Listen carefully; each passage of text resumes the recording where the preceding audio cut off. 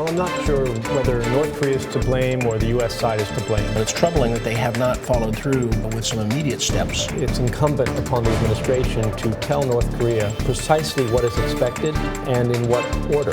They've got to come to some kind of public statement soon and some kind of demonstrated actions. Otherwise, we're going to lose momentum. Do you think that it's better to have a timeline on North Korea's complete denuclearization? I think the most important thing is that the U.S. side establish priorities. If we don't see substantive action by the North in good faith, then the exercises will resume.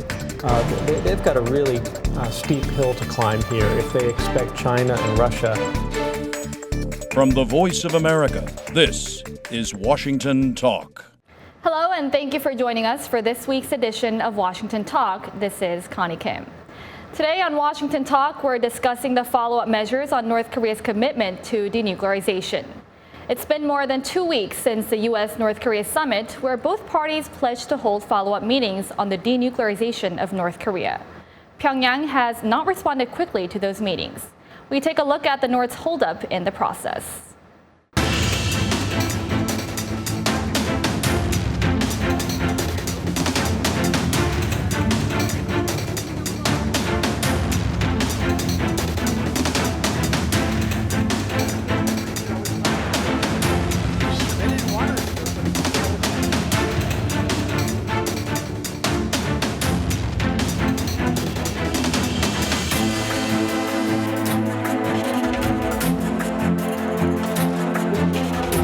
When people rush it, you know, it's like rushing the turkey out of the stove.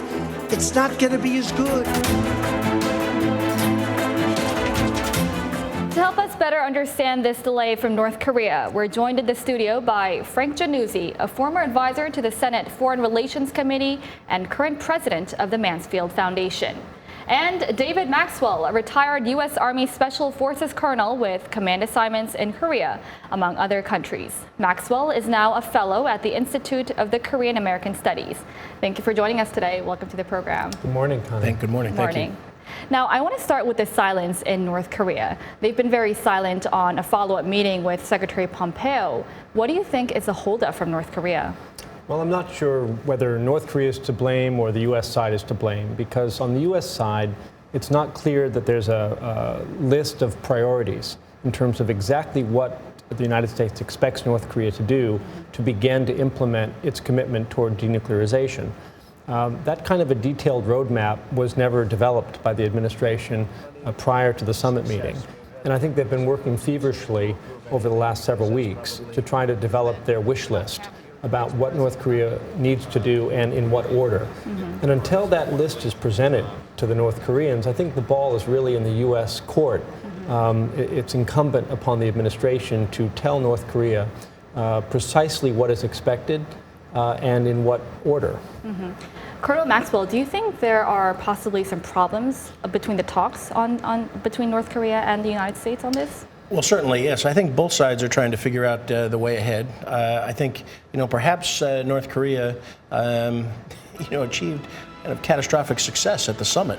The legitimacy of Kim Jong-un and the suspension of exercises and various statements by the president. It may be that they have not figured out their strategy. In terms of actions to be taken, though, it's troubling that they have not followed through with some immediate steps, and so I think right now both sides are trying to figure out the way ahead, and they've got to come to some kind of public statement soon and some kind of demonstrated actions. Otherwise, we're going to lose momentum, and it will be really troubling. Or do you think that the North is trying to delay the talks in order to gain an upper hand in the negotiations?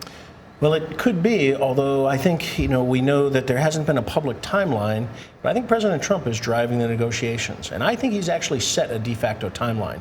I think that by announcing the suspension of the exercises, which surprised everyone, I think including Kim Jong-un, but that actually puts a timeline because really between now and August, in the middle of August, North Korea has to take some substantive steps to demonstrate good faith negotiations. President Trump said if they don't, we can reconvene the exercises. And so I think that's a de facto timeline, and perhaps that's something that Kim Jong-un was not ready for, and that may be contributing to the perceived delay. I think David makes a good point. I mean, it's possible that Kim and Trump agreed to some steps in private that we are not even privy to at the moment. We know, for instance, about small things like the return of remains. I think this was a good faith gesture that the North will probably implement in the near future. But I'll be curious to see whether there are any concrete steps on denuclearization that the North implements between now and, say, September or October that may already have been agreed, but which we are not privy to. Just to go back to the return of the remains of the U.S. servicemen who had fallen during the Korean War, we still haven't received them back yet. What do you make of this situation right now? Well, I think it's very troubling, and I think this is a misunderstanding of American culture and society by the North. I've heard reports that they actually have more than 1,000 remains that are ready to be returned. We've heard 200. We know that we pre-positioned 100 coffins in Panmunjom, anticipating that. But in the past, they have used remains as a bargaining chip. And if they're going to be held hostage, which will be the perception the longer the delay happens, that is really going to turn American public opinion, which seems to be supportive of negotiations and supportive of the engagement. That will turn the American public away from any kind of concessions to be given to the North. To me, the more interesting question is whether or not the North will allow U.S. soldiers back on the ground in North Korea to start searching for new sets of remains. Because there are thousands of remains missing, and the real value of this operation from the U.S. perspective is not only to recover the bodies, the bones of those left behind, but to get our forces on the ground inside North Korea working together with the Korean People's Army. That's where the real prize is. And President Trump indicated that he's not going to rush into negotiations with North Korea. Why the sudden change? I mean, we've been hearing something very different from what the administration has been saying just a couple months ago. Well, I think his latest comments about there's a lot cooking, but he doesn't want to rush it because if you take the turkey out of the stove too soon, it won't be good. So I think he is giving them a chance, though. I think that, as I said, the suspension of the exercise is a big concession, and so I think that he doesn't want to establish a public timeline because that might put too much pressure on the North. And again, I think Frank is exactly right. We don't know. There may have been some agreements that we are not privy to, and so those may be being worked out, and he is allowing that to happen with the large hammer hanging over that. If we don't see substantive action by the North in good faith, then the exercises will resume. And Mr. Jannuzi, do you think that it's better to have a timeline on North Korea's complete denuclearization? What is your take on this? I think the most important thing is that the U.S. side establish priorities. And a timeline on some of those key priorities would be helpful to drive events forward. So, for instance, halting the production of fissile material at Yongbyon, returning inspectors to North Korea to verify the shutdown of the plutonium reactor, as well as to verify the suspension of the production of highly enriched uranium. These, to me, ought to be the top three priorities for the U.S. government. And it troubles me that there's zero timeline about when these critical objectives can be accomplished. More troubling still is the fact that North Korea continues to make improvements, apparently, to the infrastructure at Yongbyon. It continues to produce highly enriched uranium every day as we speak, even though they have pledged to completely denuclearize. So I'm troubled by the fact that these top priorities have not been articulated by the White House. One other point, though, priority in addition to those three, is declaration of its nuclear program. It must declare all of its nuclear capabilities, its facilities, its sites, and that must be part of the priorities because that's really where we have to begin. And so there needs to be a complete declaration of their nuclear capabilities up front, and then we can go from there. And I want to quickly take a look at the movement from Congress. Senators introduced a legislation that requires the president to submit a report on discussions with North Korea every 30 days. Now, how do you interpret this attempt at congressional oversight? Well, I used to work on that Senate Foreign Relations Committee, and I can tell you that a bill of this nature, which, by the way, is bipartisan, It enjoys the support of Senator Gardner of Colorado, who's the chairman of the East Asia Subcommittee of the Senate Foreign Relations Committee, as well as Senator Menendez, the senior Democrat on the committee.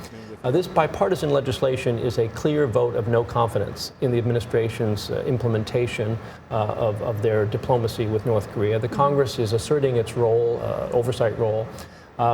There's not a lot of teeth to it, because so far the administration does not need anything from the Congress to implement this agreement. They're not looking for money. They're not looking for funding and support for different initiatives. They're not looking for a ratification of a peace treaty. But nonetheless, this effort by the Senate, to me, is a most welcome assertion of congressional oversight responsibility and clearly a vote of no confidence. But I'd certainly defer to Frank's expertise in Congress, but I'd interpret it one additional way. It's also a vote of no confidence in North Korea.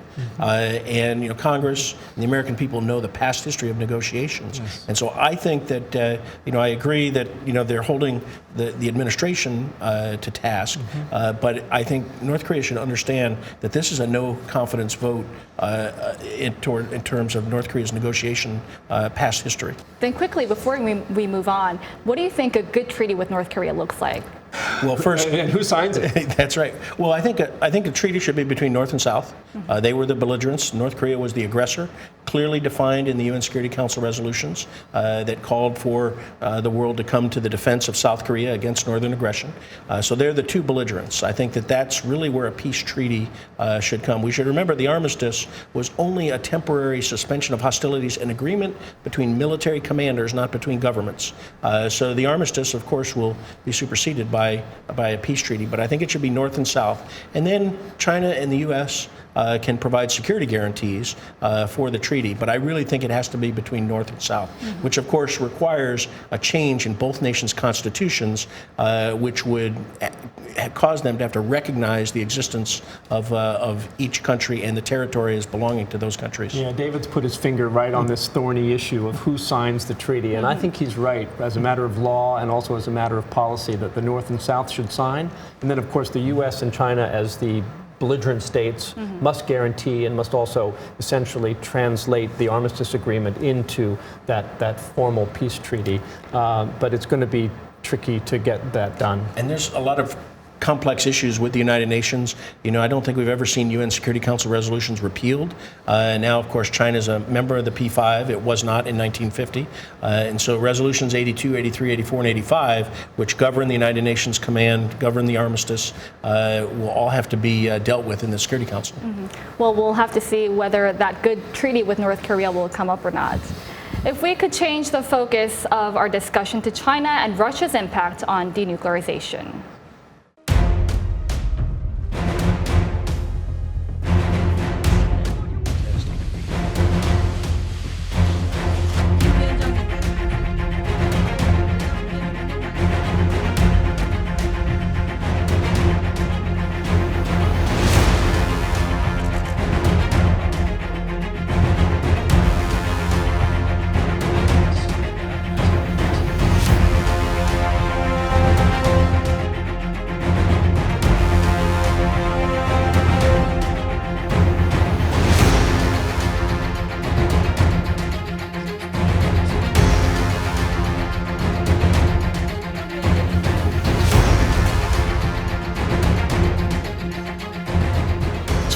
Russia and North Korea's supporting countries have expressed support of the results of the U.S.-North Korea summit. But following that summit, Beijing and Moscow have been quick to meet with Pyongyang. What will be the impact of China and Russia in these negotiations? Now, Defense Secretary James Mattis and National Security Advisor John Bolton flew to China and Russia following the summit. What do you think the two may have discussed on North Korea? Well, you know, they clearly want to get China and Russia to be supportive of this Trump initiative. What's unclear is whether or not they are also still pushing for the maximum pressure campaign of the Trump administration. It's pretty clear to me that Beijing is eager to resume more normal economic relations with the North. The three visits by Kim Jong-un to Beijing suggest a rapidly improving China-North Korea relationship. So I think Mattis and Bolton they've got a really steep hill to climb here if they expect China and Russia to try to maintain pressure on the North until the North takes concrete steps on denuclearization. Secretary Mattis's visit to China came as U.S.-China tensions escalate in the trade front. Do you think we'll be seeing less cooperation from China on pressuring North Korea as the tensions continue between the two countries? Well, I think there's certainly, this is a three-dimensional chessboard, with trade, North Korea, security, and all, competing for attention and decisions and action. I do think that maximum pressure is over. I think that China and Russia both want to maintain a stable North Korea, and reducing maximum pressure, I think from their view, is good for doing that. I think they're supportive of denuclearization, but they are more supportive of maintaining the status quo, and even in terms of Russia's case, perhaps undermining U.S. legitimacy and acting as a spoiler. I think everyone has been enthralled with the opportunity for investment, for making money. China, Russia, we hear railroad, oil pipelines, and of course all the Chinese businesses that have traditionally traded with North Korea. So I think everybody thinks that with the agreement, the summit in Singapore, it provides an opportunity for them to make money and to stabilize North Korea, which is clearly in China's and Russia's interest. Connie, to your point about U.S.-China coordination, I was in Beijing this week, and the scholars and former diplomats with whom I spoke are all really quite worried about the deteriorating U.S.-China relationship. I think Beijing is becoming more and more skeptical of working closely with the United States in Northeast Asia, and the trade tension is contributing to that. And there's been a long-standing rivalry between the United States and Russia. How do you think Russia's influence over North Korea's denuclearization affect the U.S. goals? Well, the Russians can either help or hinder U.S. efforts. I agree with David that Russia wants to see denuclearization, but I think they really have their eye on the economic prize. They're looking to integrate the Russian Far East oil and gas assets into a Northeast Asia energy market, including South Korea, Japan, China. So I think Putin's got his eyes probably fixed on the prize of economic benefit. Then quickly before we go, how do you think the U.S. should engage with China and Russia in the North's denuclearization issue? Do you think we'll be seeing more or less cooperation among these three countries? Well, I think we have to try to gain their cooperation. We've got to maintain that relationship, but as I think we all agree, it's very complex with multiple issues economically and security and diplomatically. But I think we must try to get them to engage. We do have some strong leverage if we want to institute secondary sanctions on Chinese companies and banks doing business with the North. We have not played that card yet, but I think China should understand that we hold that card and we may be forced to use it. So, but I think it would be in everybody's interest to cooperate on trying to denuclearize North Korea, and we should continue to strive for that cooperation until China and Russia prove themselves unable to come together on that. The U.S. will definitely keeping an eye on how China and Russia move on the North Korea front. Before we go, let's take a look at the photo of the week on North Korea. Today we have a photo of a North Korean stamp marking the 2018 World Cup, even though North Korea failed to qualify. Any thoughts on this stamp? Well, the only stamp I own from North Korea is one that they issued to celebrate the launch of the Taepodong missile. So when I see this, I'm just struck by the contrast between celebrating a sort of space launch and ICBM capability versus celebrating a peaceful competition in sport. So this is part of North Korea's transformation of their public image, and I'm sure they wish they were there, but I'm also sure they probably took some delight in South Korea's defeat of Germany in the World Cup. Well, I was going to say that very thing. I said, this is typical North Korean propaganda, but had there really been greater detente between North and South, perhaps they would have put South Korea and Germany on this, and the winning score of South Korea defeating Germany, and all Koreans could celebrate that. Well, we'll leave it here for now. Thank you, Mr. Jannuzi, Colonel Maxwell, for joining us today.